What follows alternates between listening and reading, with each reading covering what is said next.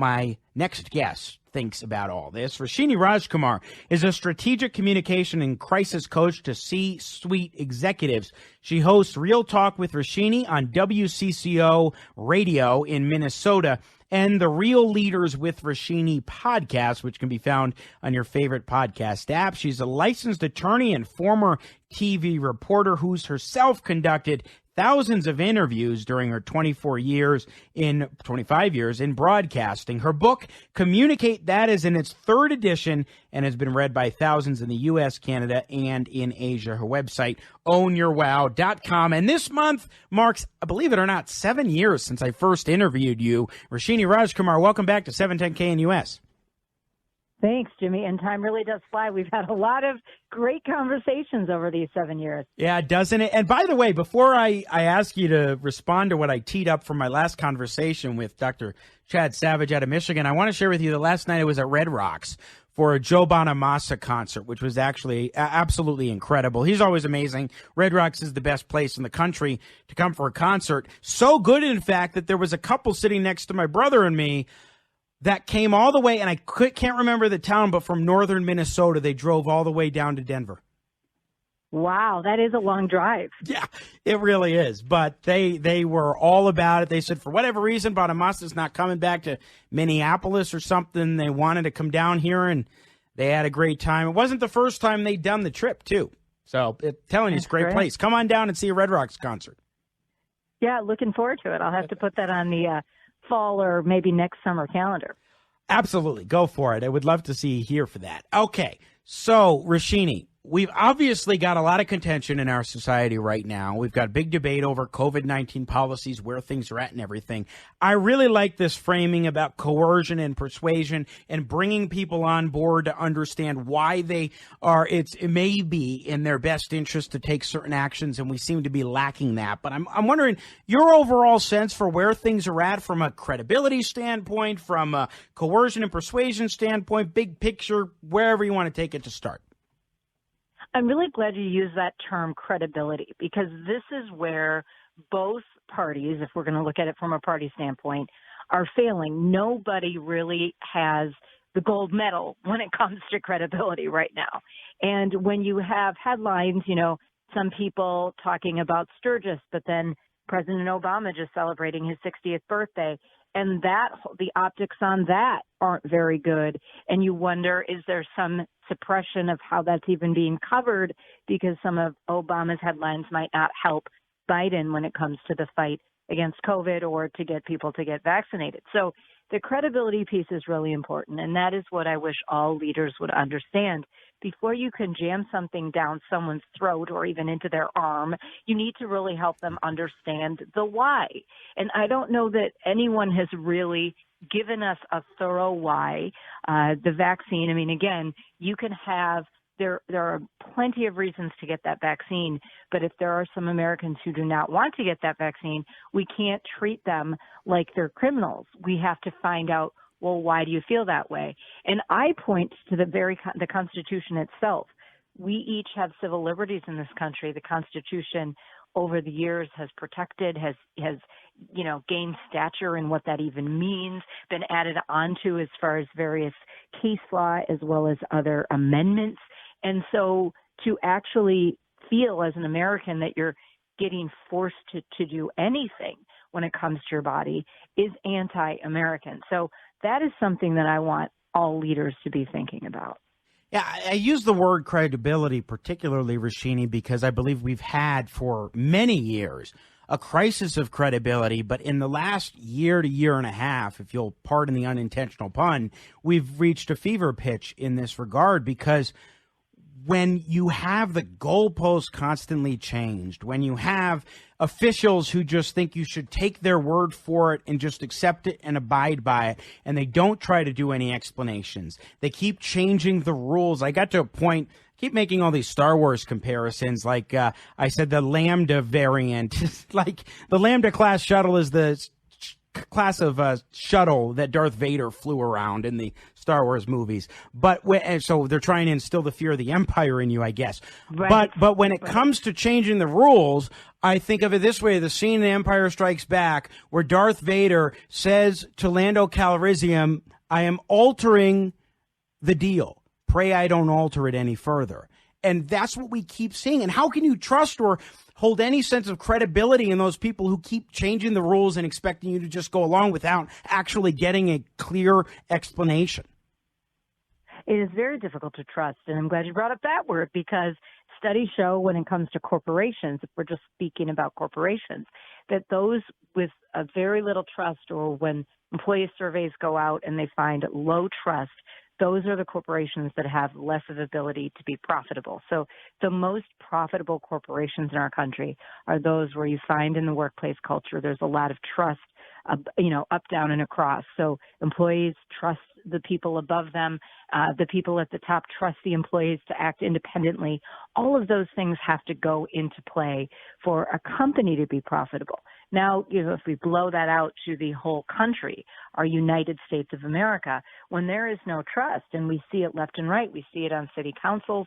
I'm living through that in Minneapolis. We have a city council that has shown itself to be somewhat inept in keeping us safe. They contradict themselves. They're fighting with the mayor half the time.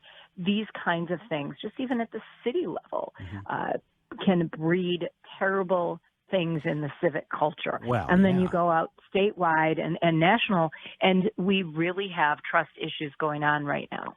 Well, and it's not even just with government either. It's with media. It's with social media and the corporate world. It's with our own communities. I mean, I remember some of the tattletaling that was going on last year during lockdowns and mask mandates and so forth, which is just stunning. Neighbors calling out neighbors in public or calling authorities to complain or what have you. And of course, religious institutions, if there are crises of credibility. It's like a thing where almost no institution seems to come out unscathed. Yeah, that's a really good point. And myself, as a former member of the journalistic media, as a former TV reporter, I took that job very seriously for nearly a decade. I left it in early '06. But when I was in that role, I took very seriously the part of my job was to keep a watch over government. All of my job was to keep a watch around me and who's screwing over whom kind of a thing. And I needed to report on that.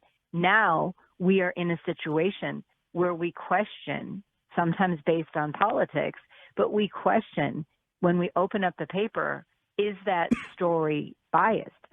We wonder, in fact, I'm almost seeing bias more than I see straight neutral reporting. And that is a very sad state of affairs. And we're also allowing, when the media is in that position, the journalistic media, the ones that are supposed to report, not the talk show hosts like you and I who can have an opinion, but we should still be fair and honest and transparent in our opinions. But the journalistic media, when they are questioned, and we have probably at least an entire generation that's grown up with media that has a big trust issue. So then all of a sudden you have young people who are the leaders of the future who think that's the norm and that's how media works.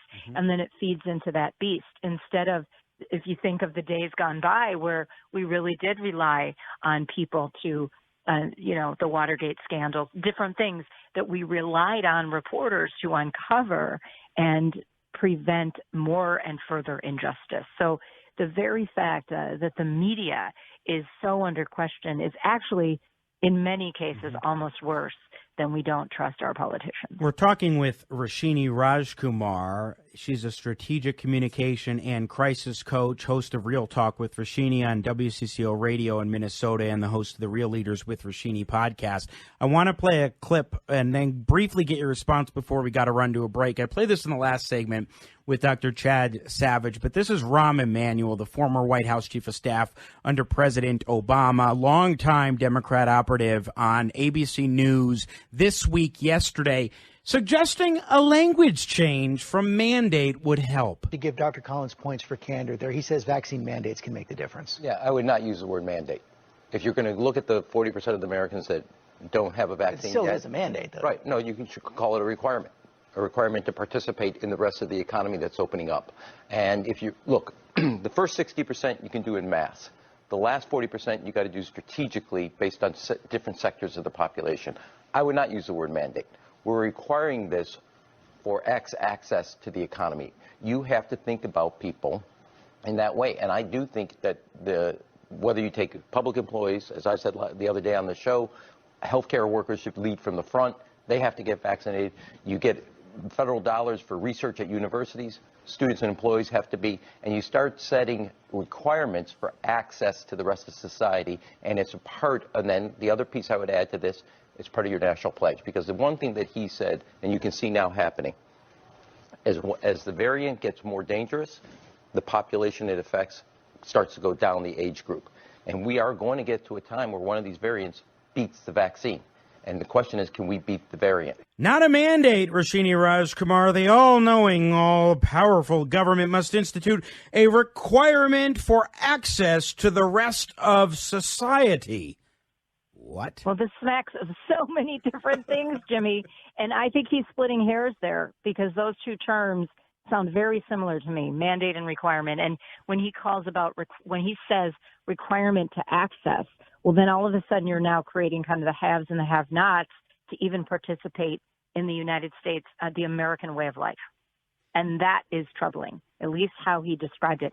I do agree that if getting the whole population vaccinated, if that's the term, or getting them to get shots is what the government is wanting, you do have to be strategic about it. But I think mandate or requirement, both of those words, are going to be real terms that put a lot of people off. Very well put. Roshini Rajkumar, our guest, where we'll pick up the conversation on the other side for a few minutes more. I'm Jimmy Sengenberger, filling in for Peter Boyles. We'll be right back after the break here on News Talk 710 KNUS. Welcome back. Jimmy Sengenberger in for Peter Boyles this morning and tomorrow morning. This is the Allman Brothers Band, the best band in history. It's probably the most controversial thing I'll say all day, but it is true. I will fight you over that. I will argue with you over that. Once again, Jimmy Sengenberger in for Peter Boyles, your 710 KNUS. We are talking with Roshini Rajkumar, strategic communication and crisis coach to C-suite executives, radio and podcast host, licensed attorney, former TV reporter, author of the book Communicate That. Roshini, we've been talking about the failure when it comes to any level of institution in our society, whether it's on COVID or other issues, to build up and maintain credibility with the American people, but particularly on COVID. What are your thoughts on what government on COVID, but also on other things, should be doing to rebuild trust, confidence, maybe persuade on things? What are your thoughts? Well, unfortunately, with the COVID situation from the very get-go, things were botched. And we can say Trump did some things wrong. We can say Biden did some things wrong.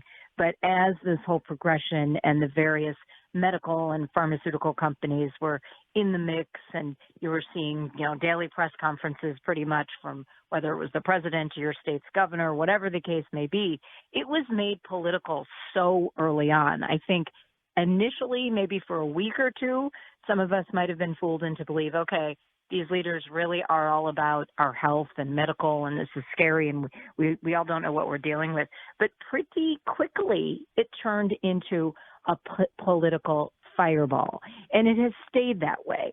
And for leaders to try to look their constituents in the eye and say it's not political, I think is just hogwash. It's really been political all along. So I'm always looking for the best science information, the straightest talkers. I'm looking for people who pandemics aren't their way of living, because I always say, I said this from my days as a TV reporter, follow the money. When you follow the money, you can find out why people make certain decisions.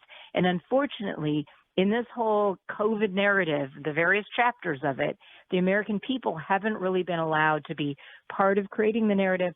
We haven't always gotten all of the straightest information. And Americans don't like to be told what to do. I mean, we'll do a lot of things, but we need to have the reasons why, and we need to be part of the solution, not just given directives.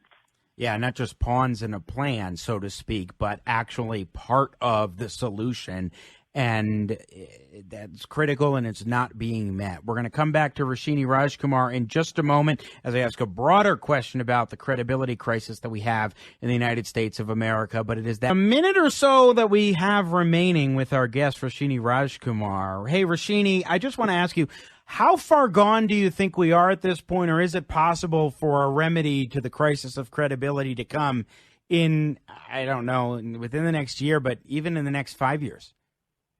Well, I'm a positive thinker and a realist, so leaders have to be honest. That's step number one. They can turn this around, but they can't continue to double speak with constituents. I love how Amy reminds us of the economy, because the economy is really being attached to anything COVID right now, yes. And politicians are trying to make us believe if we don't jump on board in a certain way when it comes to COVID, we'll be left out of the economy. That is not true, but that is a narrative we should all be watching, and we should all be discerning about it, and we should ask the tough questions of our individual representatives. Be in their face, because the media isn't always in their face. So we as Americans need to stand up for our own rights, and we need to remember we are all equal in the eyes of our Constitution. Roshini Rajkumar, always great to talk with you, my friend. Thank you so much for joining us, and we'll talk again soon. Thanks, Jimmy.